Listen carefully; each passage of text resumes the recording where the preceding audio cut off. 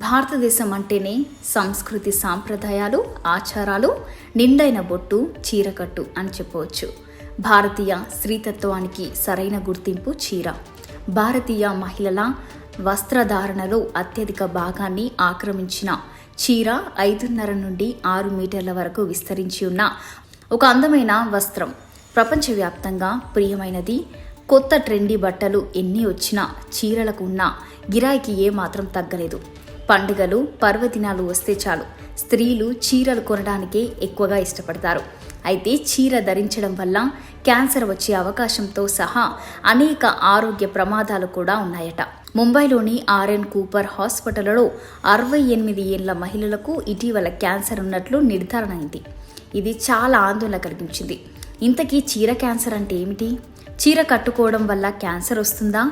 చీరలకు క్యాన్సర్కి సంబంధం ఏమిటి అన్న ప్రశ్న చాలా మందిలో వచ్చే ఉండొచ్చు. చీర క్యాన్సర్ అనేది చాలా అరుదైన స్కిన్ క్యాన్సర్. ఇది చీర ధరించే స్త్రీలలో నడుము పొడవునా వస్తుంది. చీర కట్టుకునే వారికే కాదు, బిగుతుగా ఉండే బట్టలు ధరించే వారిలోనూ ఈ క్యాన్సర్ వచ్చే అవకాశం ఉంది. డిఎన్ఏకు ఇచ్చిన ఇంటర్వ్యూలో ఢిల్లీలోని పిఎస్ఆర్ఐ ఆసుపత్రి క్యాన్సర్ విభాగానికి చెందిన డాక్టర్ వివేక్ గుప్తా చెప్పిన ప్రకారం భారతదేశంలో సంవత్సరాలుగా చీరలు ధరించే మహిళలకు క్యాన్సర్ వచ్చే అవకాశం ఉంది.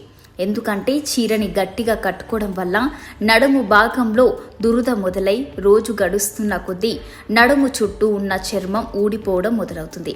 ఈ లక్షణాలను నార్మల్గా పట్టించుకోకపోతే క్యాన్సర్ వచ్చే అవకాశాలు ఎక్కువగా ఉన్నాయని హెచ్చరించారు. అదేవిధంగా చాలా టైట్ ఫిట్ జీన్స్ పురుషుల్లో క్యాన్సర్కు కారణమవుతుంది. నిజానికి గంటల తరబడి చాలా బిగుతుగా ఉండే దుస్తులు ధరించడం వల్ల శరీరానికి హాని కలుగుతుంది.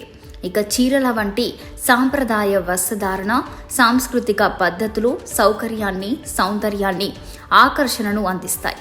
అయితే అందమైన దుస్తుల ఎంపికలతో పాటు ఆరోగ్య ప్రభావాల గురించి అవగాహన కూడా అవసరమని చెప్తున్నారు.